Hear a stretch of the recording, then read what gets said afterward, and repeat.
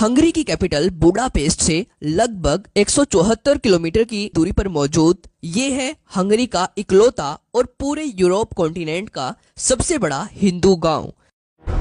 जो हंगरी में कुछ ऐसा कर रहा है जिसकी आप कल्पना भी नहीं कर सकते। हंगरी के इस गांव में रहने वाली महिलाएं केवल साड़ियां पहनती हैं। यहाँ के पुरुष केवल धोती, कमीज और सनातन के दूसरे पारंपरिक कपड़े पहनते हैं। गांव में खेती करने के लिए ट्रैक्टर्स का यूज नहीं बल्कि बैलों के साथ सनातन के प्राचीन तौर तरीकों का इस्तेमाल किया जाता है। यहाँ के बच्चे मॉडर्न एजुकेशन के साथ साथ संस्कृत भाषा सीखकर वैदिक ज्ञान का अनुसरण करते हैं और सबसे बड़ी बात, यहाँ के बच्चे स्कूलों में माथे पर तिलक लगाकर जाते हैं और स्कूल से आने के बाद इस गांव में बनी गौशालाओं में गौ माता की सेवा करने जाते हैं। और पिछले कुछ सालों में हंगरी के इस सबसे बड़े हिंदू गाँव में आने वाले टूरिज्म की संख्या इतनी ज्यादा बढ़ चुकी है कि एक साल में जितने पर्यटक पूरे हंगरी में आते हैं उससे 3 गुना ज्यादा पर्यटक अकेले इस एंशिएंट हिंदू कल्चर पर बेस्ड इस गांव को देखने के लिए आते हैं। ये डेटा हंगरी की गवर्नमेंट ने खुद से शेयर किया है। तो चलिए जानते हैं कि हंगरी में इस हिंदू गांव की हिस्ट्री क्या है, कैसे आज ये गांव हंगरी में इतना ज्यादा ट्रेंड कर रहा है, इसको किसने और क्यों बनाया, और जानेंगे कि कैसे यूरोपियन कंट्रीज में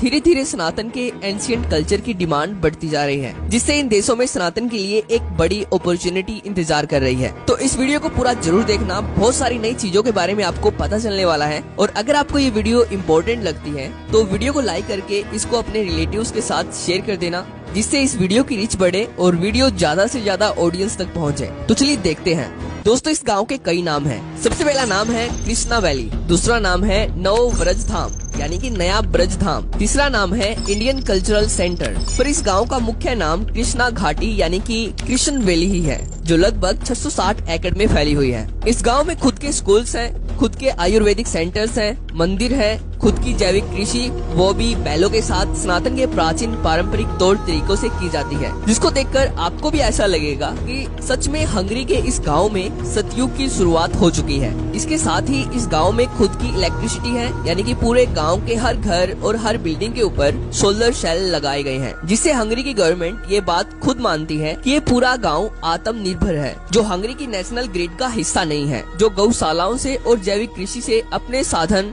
खुद उत्पन्न कर रहा है। तो अब प्रश्न वही उठता है कि हंगरी में इस गांव को कब और किसने बनाया। दोस्तों, आपको ये जानकर हैरानी होगी कि हंगरी में इस गांव को बनाया गया था आज से लगभग 30 साल पहले, यानी कि सन 1993 में हंगरी के एक महान हिंदू संत शिवराम स्वामी के द्वारा हंगरी में इस गांव की स्थापना की गई थी। और शिवराम स्वामी के निस्वार्थ भावना से किए गए सनातन के प्रति महान कामों को बताना शायद ही मेरे लिए इस वीडियो में पॉसिबल हो, क्योंकि अगर मैं इस महान संत के द्वारा किए गए सभी कामों को इस वीडियो में बताने लग जाऊं तो ये वीडियो 1 घंटे से ऊपर चली जाएगी। दोस्तों, शिवराम स्वामी का जन्म सन 1949 में हंगरी की कैपिटल बुडापेस्ट में हुआ था और तब ये सनातन धर्म से दूर दूर तक कोई संबंध नहीं रखते थे। पर जब ये सन 1980 में लंदन आए तब इन्होंने भगवत गीता से प्रेरित होकर इस्कॉन को ज्वाइन किया और इस्कॉन के माध्यम से सनातन धर्म अपनाया और अपना सब कुछ छोड़ सनातन में एक साधु का जीवन अपना लिया और अपना सिंपल लिविंग और हाई थिंकिंग का मोटो बनाया, जो सनातन के वेदों से इंस्पायर्ड है। और इनको भगवत गीता इतनी ज्यादा पसंद आई कि हंगेरियन लैंग्वेज में भगवत गीता को ट्रांसलेट करने का पूरा क्रेडिट भी इन्हीं को दिया जाता है, जिसको पढ़कर बहुत सारे हंगरी के लोग सनातन धर्म अपना पाए हैं और इस हिंदू वैदिक गाँव में रहने के लिए प्रेरित हुए हैं, जिसके कारण साल 2009 में शिवराम स्वामी के कामों से खुश होकर हंगरी के उच्च शिक्षा और विज्ञान के तत्कालीन राज्य सचिव कैरोली मनहर्ज के द्वारा इनको हंगरी गणराज्य के गोल्ड क्रॉस ऑफ मेरिट से सम्मानित किया गया, जो हंगरी में दूसरा सबसे बड़ा पुरस्कार है। यह पुरस्कार शिवराम स्वामी के उत्कृष्ट और मूल्यवान धर्मार्थ और मानवीय कार्यों के लिए इनको दिया गया था। पर दोस्तों, केवल इतना ही नहीं, जैसे कि मैंने आपको वीडियो के स्टार्टिंग में बताया कि एक साल में जितना टूरिज्म अकेले पूरे हंगरी में आता है उससे 3 गुना ज्यादा टूरिज्म